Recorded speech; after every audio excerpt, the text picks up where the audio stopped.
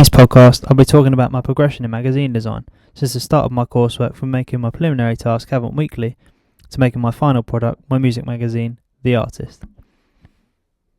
Firstly, the way that I as a student have gained more knowledge of magazine design technology on the Apple Mac, such as Adobe Photoshop and InDesign, has really helped my progression from my preliminary task to my final product.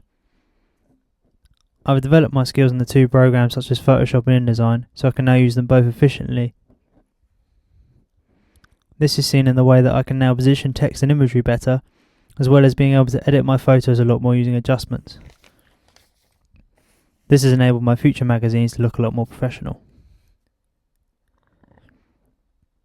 The progression of my magazine design skills has been seen through the improvement of my magazine features from my preliminary task to my final product.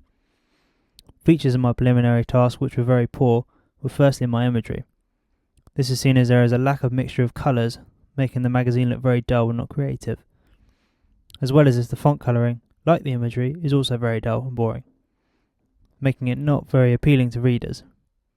Also, the positioning of the text and the imagery does not work well together, making it look very unprofessional.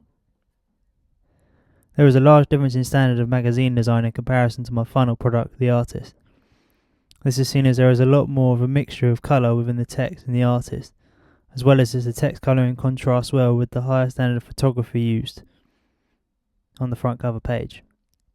The positioning of the text is also largely improved within the artist. This is seen as the text in the front cover is placed more around the imagery, supporting it better than it did in my preliminary task, Haven't Weekly.